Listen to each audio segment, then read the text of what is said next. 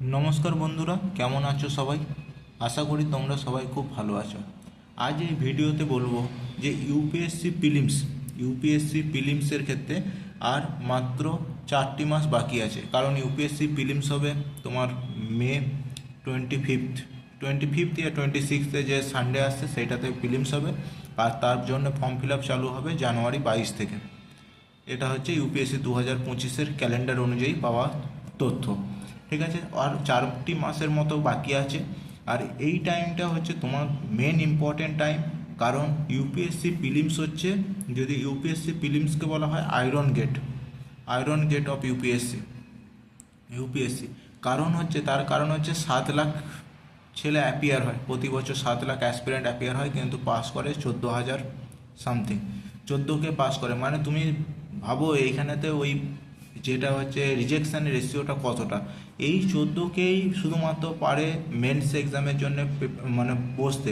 তোমার যতই মেন্সের প্রিপারেশান থাকুক না কেন, তুমি যতই মেন্সে তোমার অপশনাল ভালো হোক না কেন, যতক্ষণ না তুমি প্রিলিমস পাস না করতে পারবে ততক্ষণ কিন্তু মেন্স এক্সাম লিখতে পারবে না। এটা কিন্তু বারবার যেন মনে থাকে। প্রিলিমস যদি ফেল হয়ে যাও তাহলে তোমার একটা বছর পুরো ল্যাপস হবে। তোমার যত ভালোই মেন্সের প্রিপারেশান থাকুক, প্রিলিমস পাস না হলে সেগুলো কোনো কাজের না, সেগুলো ফুল ওয়েস্ট। যদি সেই বছরটার জন্য ফুললি ওয়েস্ট।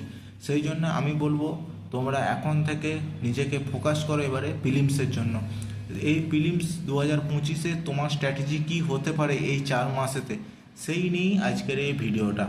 আর তোমরা যদি এই চ্যানেলে নতুন হও তাহলে চ্যানেলটিকে অবশ্যই সাবস্ক্রাইব করে দিও, আর ভিডিওটি ভালো লাগলে পরে লাইক করে দিও। ঠিক আছে, চলো যাক। প্রথম জিনিস হচ্ছে, এখন তুমি যে কিছু করছো, তুমি আইদার প্রিলিমস আইদার মেন্সের জন্য পড়তে পারো, আইদার অন্য কিছু এক্সেট্রা অপশনালের জন্য পড়তে পারো। যা কিছু তুমি করছো সব কিছু ছেড়ে দাও। এবারে তোমার এই ফেব্রুয়ারি থেকে, যদি তোমার আগে প্রিলিমস পাস হয়ে থাকে তাহলে তুমি ফেব্রুয়ারিটা তুমি ওই তোমার আলাদা যেগুলো তোমার প্ল্যানিং আছে সেই হিসেবে তুমি চালাতে পারো।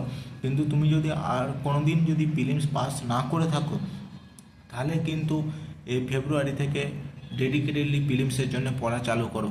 কারণ যারা পাস করেনি কোনো দিন প্রিলিমস, তাদেরকে ওই স্ট্র্যাটেজিটাকে আনতেই, মানে তাদের যে কী প্রিলিমস পাস করার জন্য স্ট্র্যাটেজিটা কী হবে সেটাকে আনতেই 1 মাসের ওপর টাইম লেগে যাবে। সেই জন্য আমি বলবো যারা কোনো দিন প্রিলিমস পাস করোনি তারা ফেব্রুয়ারি থেকে ডেডিকেটেডলি চালু করো। যা কিছু করছো সব ছেড়ে দাও, ছেড়ে দিয়ে শুধুমাত্র প্রিলিমসের জন্য পড়া চালু করো। প্রিলিমসের জন্য তুমি প্রথম যেটা স্টেপ হবে সেটা তুমি কি করবে, প্রথম স্টেজ হচ্ছে তুমি যে কোর সাবজেক্টগুলো আছে, কোর সাবজেক্ট সেইগুলোকে তুমি ফোকাস করবে। কোর সাবজেক্টের স্ট্যাটিক পোর্শন অনলি। কারেন্ট অ্যাফেয়ার্সের ওপর অত মাথা ব্যথা করো না, কারণ কারেন্ট অ্যাফেয়ার্স ছাড়াও কিন্তু প্রিলিমস পাস করা যায়। কারেন্ট অ্যাফেয়ার্স অতটাও ইম্পর্টেন্ট না। কারেন্ট অ্যাফেয়ার্স থেকে হার্ডলি 10 থেকে 12টা কোশ্চেনও আসে কি আসে না তাও সন্দেহ আছে। কিন্তু স্ট্যাটিক সাবজেক্ট যদি তুমি ভালো করে পড়ো কোর সাবজেক্টে, সেইখান থেকে অ্যাটলিস্ট তুমি 60-70% কোশ্চেন পেয়ে যাবে। আর এই কোশ্চেনগুলো যদি তুমি ঠিকঠাকভাবে করতে পারো তাহলেই তুমি প্রিলিমস আরামসে পাস করে যাবে। এবারে স্ট্যাটিক সাবজেক্ট কোর সাবজেক্ট কোনগুলো, কোর সাবজেক্টের মধ্যে সবার প্রথমে তো অবশ্যই পলিটি, ইকোনমি, এনভায়রনমেন্ট আর জিওগ্রাফি। এই 4টে তো হচ্ছে মেন ইম্পর্ট্যান্ট সাবজেক্ট। এছাড়াও তুমি সায়েন্স টেকের জন্য কিছু করতে পারো, বা আইআরের যে পেজগুলো থাকে সেগুলো করতে পারো। কিন্তু আইআরের ক্ষেত্রে একটাই অসুবিধা হচ্ছে, তুমি যদি ডেলি নিউজ পেপার না পড়ো তাহলে কিন্তু এই জায়গাগুলো মনে রাখা কিন্তু খুবই কষ্টকর ব্যাপার। সায়েন্স টেকের ক্ষেত্রে কিছু কোশ্চেন করা আরামসেই যায়, আর কিছু question out of the box থাকে, মানে যেগুলো তুমি করতেই পারবে না। কিন্তু এই যে 4টে সাবজেক্ট থেকে অ্যাভারেজ 15টা কোশ্চেন থাকে, মানে হচ্ছে এখান থেকে 60টা কোশ্চেন থাকে। আর এই 60টা কোশ্চেনের যদি তোমার ভালো অ্যাকুরেসি হয় তুমি এইখানেতেই পাস করে যেতে পারবে। কারণ যেটা যদি ইউপিএসসি 2023-এ দেখা যায়, 23-এর প্রিলিমস হচ্ছে 75 কাট অফ ছিল, মাত্র 75 কাট অফ ছিল। আর এবারে তো 2024-এতেও 90-এর লেস দেন 90 থাকবে। ঠিক আছে না? তাহলে কিন্তু তুমি বুঝতে পারছো যে তোমার এই 60টার মধ্যে 45টা ঠিক, মানে সঠিক কোশ্চেন দরকার। 45টা ঠিক, আর তোমার যদি আরও এক্সট্রা তো কিছু করবেই। তাহলে তুমি যদি 70% অ্যাকুরেসি নিয়ে যাও আর তাহলেই তোমার কিন্তু আরামসে এটা হয়ে যেতে পারে। ঠিক আছে না? কারণ এই সাবজেক্টগুলোর বাকি তো তুমি আরও তো কিছু করবেই, এমন তো নয় যে তুমি বাকি কিছু সাবজেক্ট জানো না, কিছু তো জানো। কিন্তু এই 4টে সাবজেক্ট হচ্ছে মাস্ট। এই 4টে সাবজেক্ট ছাড়া তুমি কিন্তু প্রিলিমস পাস করাটা কিন্তু খুবই চাপের ব্যাপার। ঠিক আছে, এইটা হলো প্রথমে। আর দ্বিতীয় নম্বর হচ্ছে সিস্যাট। সিস্যাটকে কখনোই কিন্তু ভুলবে না, এই কোর সাবজেক্টগুলোর সঙ্গে সিস্যাটকেও কিন্তু প্রিপেয়ার করতে থাকবে। কারণ 2023-এর পর থেকে সিস্যাটের লেভেলেরটাই আলাদা হয়ে গেছে। সিস্যাট এখন মেন যেটা ওই বার করে দেওয়ার জন্য, রিজেকশনের জন্য সিস্যাট একাই কিন্তু মানে যথেষ্ট তোমাকে ডিসকোয়ালিফাই করে দেওয়ার জন্য। সিস্যাটকে কখনোই কম ভাববে না। এমনকি তুমি যদি সায়েন্স ব্যাকগ্রাউন্ড স্টুডেন্ট হও, ম্যাথ তোমার অনার্স সাবজেক্ট হয়, তাহলেও কিন্তু তুমি সিস্যাটকে তুমি ইজিভাবে আন্ডার এস্টিমেট করো না। সিস্যাট কিন্তু না হলে তোমাকে কিন্তু খুব ভোগাবে। কারণ আমার হয়েছিল 2023-এ, আমি সিস্যাটটাকে ফেল করে গেছিলাম। জিএসএ পাস তো করে গেছিলাম, জিএসএ কাট অফ মার্কস চলে এসেছিলো, কিন্তু সিস্যাটে আমার ফেল হয়ে গেছিলো। সেই জন্য আমি বারবার বলবো সিস্যাটকে ইজিভাবে নিও না, আন্ডার এস্টিমেট করো না। সিস্যাট কিন্তু খুবই ইম্পর্টেন্ট জিনিস। সিস্যাটের জন্যে তুমি এবারে কি করতে পারো, এইগুলোর জন্য সিস্যাটের সঙ্গে সবচেয়ে মেন, আগেও আমি তোমাদের বলেছি, তোমাদের যেটা মেন এইগুলো সব কিছুর জন্যই মেন তোমার সোর্স নিজেকে চেক করার জন্য, সেগুলো হচ্ছে পিওয়াইকিউ। পিওয়াইকিউ হচ্ছে বেশি ভালো সোর্স কোনো কিছুই হতে পারে না। পিওয়াইকিউ থেকে তুমি অ্যানালাইজ করো কি কোশ্চেনের প্যাটার্ন কী আছে, কোশ্চেনকে স্ট্র্যাটেজি কী আছে, কী স্ট্র্যাটেজিতে করলে তুমি ঠিক করতে পারবে, কোথায় ইউপিএসসি তোমার সঙ্গে ট্রিক কীভাবে করে, ইউপিএসসি কোন সাবজেক্টে কোন চ্যাপ্টার থেকে বেশি কোন চ্যাপ্টারটা বেশি ফোকাস করে, কি ইম্পর্টেন্ট জিনিস বেশি ফোকাস করে, এইগুলো কিন্তু তুমি বেশি ফোকাস করো, এইগুলো তুমি অ্যানালাইজ করো। আমি অবশ্যই পরে একটা ভিডিও বানাবো, কারণ আমার এখন টাইমের ধরে একটু প্রবলেম চলছে। আমি টাইম পেলে একটা পিওয়াইকিউ কী করে অ্যানালাইজ করবে তার উপর একটা আমি ভিডিও বানাবো। সেই ভিডিওতে আমি দেখাবো যে কী করে তুমি পুরোপুরি অ্যানালাইজ করে করতে পারো তোমার এটাকে।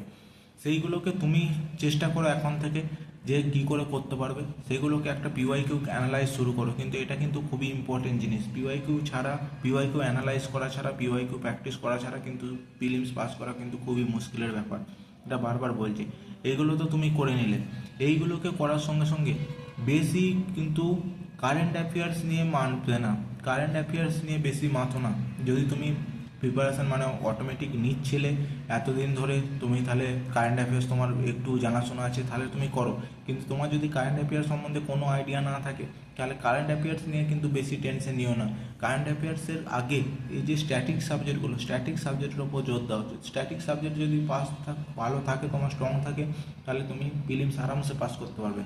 আর প্রিলিমসটা পাস করা এই জন্যই ইম্পর্টেন্ট, কারণ প্রিলিমস পাস না করলে তুমি যে মেন্সের এক্সামের যে এনভায়রনমেন্ট হয়, সেইটা কিন্তু তুমি বুঝতে পারবে না। আর ওই যে প্রিলিমস পাস করা থেকে মেন্সের মধ্যে যে 3 মাসের গ্যাপটা থাকে, ওই 3 মাসে যে কী পরিমাণ পড়াটা হয়, তুমি সেটা কল্পনাও করতে পারবে না যদি তুমি কোনোদিন মেন্সের জন্য মেন্স পরীক্ষা না দাও। এই 3 মাসে প্রচুর পড়া হয়, বিশ্বাস করো, এটা আমি একদম নিজে সত্যি বলছি। আমার জীবনের আমি সবথেকে বেশি, এমনকি ক্লাস 10তে বা আমার গ্র্যাজুয়েশনের টাইম আমি এত পড়িনি, ওই 3 মাসে যেটা আমি পড়েছিলাম। এই 3 মাসে কিন্তু প্রচুর পরিমাণে পড়া হয়, প্রচুর, মানে তুমি কল্পনাও করতে পারবে না। তুমি নিজেকে, তোমার নিজের লিমিটের বাইরে তুমি যে পড়বে এই 3 মাসে, সেই জন্য তার জন্য কিন্তু প্রিলিমসটাকে পাস করা অতি মানে খুবই দরকারি। কারণ প্রিলিমস পাস করবে, তোমার মেন্স সামনে আসবে, তোমার একটা প্রেশার আসবে, অটোমেটিক তুমি পড়তে থাকবে। এইটার জন্য প্রিলিমস পাস করা কিন্তু খুবই দরকারি। প্রিলিমস পাস না করলে কিন্তু এই সুযোগটা তুমি পাবে না। আর 5 নম্বর যেটা তুমি করতে পারো, এখন থেকে এবারে মক টেস্ট দেওয়া চালু করো। মক টেস্ট কোনো কিছু কেনার দরকার নেই, ফ্রিতেই মক টেস্ট পাওয়া যায়। সেই ফ্রির মক টেস্টগুলো তুমি জোগাড় করো, অনলাইনে পাওয়া যায়। ফ্রির মক টেস্টগুলো জোগাড় করে তুমি নিজে থেকে দাও, নিজে থেকে দিয়ে নিজে অ্যানালাইজ করো। কী অ্যানালাইজ করবে এর মধ্যে? অ্যানালাইজ করো যে তোমার যেটা মানে তোমার নেগেটিভ কত আছে, তুমি কতটা মানে কটা কোশ্চেন অ্যাটেম্প্ট করলে তোমার ওইটা সেফ জোন হয়, সেই রকম কোথায় তুমি মানে কোন সাবজেক্টটা তোমার স্ট্রং, কোন সাবজেক্টটা তোমার উইক, কোন জায়গায় তুমি বেশি রিস্ক নাও, আর কতটা রিস্ক তোমার ক্ষেত্রে কাজে লাগবে, সেগুলো সব কিছু অ্যানালাইজ করো। কিন্তু ওই মার্কসের পেছনে যাবে না। মার্কস কত পাচ্ছ মক টেস্টে সেটা কোনো ইম্পর্টেন্ট নেই। কারণ আমি তোমাকে এক্সাম্পল দিচ্ছি, আমি ওই ভিশন আইএএসের দিয়েছিলাম। ভিশন আইএএসের যে অভ্যাস টেস্টটা হয় না, অভ্যাস টেস্টটা প্রিলিমসের জন্য হয়, সেটাকে আমি দিয়েছিলাম। কিন্তু আমি কোনোটাতেই 75-এর ওপরে আমি কোনোটাতেই পাইনি। 3টের মধ্যে 75-এর ওপরে আমি কোনোটাতেই পাইনি। কিন্তু আমি সেটা নিয়ে টেনশন নিইনি, কারণ আমি জানি এদের কোশ্চেন লেভেল আর ইউপিএসসির কোশ্চেন লেভেল আকাশ জমিন তফাৎ। এদের কোনোদিনই ইউপিএসসিকে ম্যাচ করতে পারবে না। আমি শুধু দেখেছিলাম যে আমার অ্যাকুরেসি কত আছে, কারণ আমি সবসময় চাইতাম যে আমার অ্যাকুরেসি 70% ওপর অ্যাকুরেসি থাকুক, এটা আমি আমার সবসময় চাইতাম। আর সেইটাকে দেখেই আমি এই অ্যাটেম্পটগুলো করতাম। আর এবারে এটা দেখো, আমি অনলি 76 কোশ্চেন ইউপিএসসি প্রিলিমসে অ্যাটেম্প্ট করেছিলাম। ইউপিএসসি প্রিলিমস যদি দেখি ওই 2024-এ আমি অনলি 76 অ্যাটেম্প্ট করেছিলাম, আর তাতেই আমি পাস করেছিলাম। কিন্তু এই এইটা কিন্তু ম্যাক্সিমাম যদি টপার্সকে তুমি ফলো করো, তারা কিন্তু এই অ্যাপ্রোচটাকে ফলো করে না। তারা কি করে 90+ কোশ্চেনকে অ্যাটেম্প্ট করে। কিন্তু সবার অ্যাপ্রোচ আলাদা হয়, সবার ক্ষেত্রে আলাদা আলাদা হয়। আমি কখনোই 90+ পেয়ে যেতাম না, আমার 75 থেকে 80-এর মধ্যেই আমি থাকতাম, ওতেই আমি খুশি। কারণ আমি জানি এর মধ্যে যদি আমি 70% যদি ঠিক করতে পারি, তাহলে আমার আরামসে পেরিয়ে যাবে। সেই জন্য আমি আমার অ্যাকুরেসিকে চেক করতাম। সেই জন্য তুমি তোমার মতো করে সেটাকে তৈরি করো, তোমার মতো করে মক টেস্ট দাও, তোমার মতো করে মক টেস্ট দিয়ে তুমি নিজেকে তৈরি করো। আর মক টেস্টের কিছু কোশ্চেন থাকে যেগুলো হচ্ছে মানে কোনো কাজের না, শুধুমাত্র ওই টাফ লেভেলটাকে দেখানোর জন্য তারা মক টেস্টে ওই কিছু কোশ্চেন দেয়। সেই কোশ্চেনগুলোকে কিন্তু তুমি কেয়ার করো না। সেই কোশ্চেনগুলো যাই থাকুক না কেন, তুমি করতে পারো না পারো, সেই কোশ্চেনগুলোকে তুমি পুরোপুরি অ্যাভয়েড করে চলে যাও। কারণ অত টাফ কোশ্চেন ইউপিএসসিতে আসবে না, আর ইউপিএসসিতে এলেও সেই টাফ আসবে না, অন্য কিছু আসবে। ইউপিএসসি কিন্তু কোচিং সেন্টার থেকে কোনো ইন্সপায়ার হয়ে করে না। ইউপিএসসি আলাদাই লেভেল, তার লেভেলের সঙ্গে কোচিং সেন্টার কোনো দিনই ম্যাচ করতে পারবে না। সেইগুলো তোমরা চেক করবে। আর যেটা 6 নম্বর, সেটা কি লিমিটেড সোর্স রাখো। এখন লিমিটেড সোর্স, কারণ তুমি এখন যখন প্রিলিমসের জন্য আসবে, তখন তোমার কি হবে, তোমাকে এই ভিডিও দেখবে, এই টপারে ভিডিও দেবে, ওই টপারে ভিডিও দেবে, এই কোচিং সেন্টার ভিডিও দেবে, ওই কোচিং সেন্টার ভিডিও দেবে। আর বিশ্বাস করো, কোচিং সেন্টারটা তৈরি হয়েই আছে তোমাকে ম্যানিপুলেট করার জন্য। তোমাকে ম্যানিপুলেট করে তাদের মেটেরিয়াল বিক্রি করার জন্য তারা তৈরি হয়ে আছে। সেই জন্যই আমি বলছি, পুরো যে কোনো স্ট্যান্ডার্ড বুক, যে স্ট্যান্ডার্ড বুক রেফার করো প্রতিটা সাবজেক্টের জন্য, যে কোনো একটা করে স্ট্যান্ডার্ড বুক, তার বেশি কিছু ইউজ করবে না। একটা করে স্ট্যান্ডার্ড বুক ইউজ করো। আর কারেন্ট অ্যাফেয়ার্সের পেছনে অতটাও দৌড়াও না। স্ট্যাটিক পার্ট কমপ্লিট না হওয়া পর্যন্ত কারেন্ট অ্যাফেয়ার্সের পেছনে দৌড়াও না। বারবার বলছি, কারেন্ট অ্যাফেয়ার্স, শুধুমাত্র কারেন্ট অ্যাফেয়ার্স করে প্রিলিমস কোনোভাবেই তুমি ক্লিয়ার করতে পারবে না, এটা তুমি মাথায় রাখো। স্ট্যাটিক পার্ট খুবই জরুরি। লিমিটেড সোর্স রাখো, সোর্সের পেছনে হবে না। একটা সোর্সকে তুমি বারবার রিভাইজ করো, এমনভাবে রিভাইজ করো যেন এই সাবজেক্টটা থেকে যদি কোশ্চেন আসে, তাহলে কিন্তু তোমার যেন মিস না হয়। যদি দেখা যায় যে ইউপিএসসি যে জিওগ্রাফির যে বইটা আছে না, জিওগ্রাফির এনসিআরটি যে বইটা আছে, ক্লাস 11-এর এনসিআরটি যে বইটা আছে, সেইটাকে ভালো করে যদি পড়ো, সেখান থেকে তুমি 4-5টা কোশ্চেন জিওগ্রাফির আরামসে পাবে। কিন্তু সেই রকম কোশ্চেন, মানে সেই রকম সোর্সের পেছনে দৌড়াও। এমন না যে তুমি ওই জিওগ্রাফির জন্য কোনো ক্যাশ কোর্স করে নিলে, বা ওই একদম ম্যারাথন করে নিলে, ওইগুলো কিন্তু কোনো কাজের না। বারবার বলছি, তুমি লিমিটেড সোর্স রাখো, একটা সোর্স রাখো, সেটাকে বারবার রিভাইজ করো, এমন রিভাইজ করো যেন তোমার সেটা মুখস্থর মতো হয়ে যায়, তোমার সেই জায়গা থেকে যেন কোনো কোশ্চেন ভুল না হয়। আর নিজেকে অ্যানালাইজ করো, মক টেস্ট পিওয়াইকিউ দিয়ে অ্যানালাইজ করো। আর সিস্যাটকে কখনোই কিন্তু আন্ডার এস্টিমেট করবে না। সিস্যাট কিন্তু নাহলে তোমাকে আন্ডার এস্টিমেট করিয়ে দেখিয়ে দেবে। সিস্যাট খুবই ইম্পর্টেন্ট, সিস্যাটকে কোনো দিন ছোটো ভাবো না। আর বাকি এইগুলো ফলো করো, এইগুলো ফলো করলেই আশা করি তুমি প্রিলিমসে পাস করতে পারবে। আর মেন কথা হচ্ছে, এখন সব কিছু ছেড়ে দাও, সব কিছু ছেড়ে দিয়ে back to prelims preparation dedicatedly. Prelims, শুধুমাত্র প্রিলিমস, অন্য কিছু অপশনাল যা আছে এখানে স্টপ করে ভুলে যাও। কারণ প্রিলিমস পাস করলে তবেই তুমি অপশনাল কাজ করতে পারবে। যা করার টাইম পেরিয়ে গেছে, আর এখন ভেবে লাভ নাই যে অপশনাল কী হবে। এখন তুমি শুধু একটাই মাথায় চিন্তা আনো, প্রিলিমস কী হবে। প্রিলিমস তোমাকে পাস করতে হবে, তারপরে বাকি সব কিছু অটোমেটিক ঠিকভাবে চলতে থাকবে। আশা করি তোমাদের বোঝাতে পারলাম যে এই মুহূর্তে তোমার কী করা উচিত। এই মুহূর্তে শুরু করে দাও, যত তাড়াতাড়ি শুরু করবে ততই সেটা বেটার হবে। শুরু করে দাও আর চলতে থাকো এইভাবেই আমাদের ইউপিএসসি জার্নি। আশা করি তোমরা এই ভিডিওটা তোমাদের হেল্প করবে ইউপিএসসি প্রিলিমস ক্লিয়ার করতে।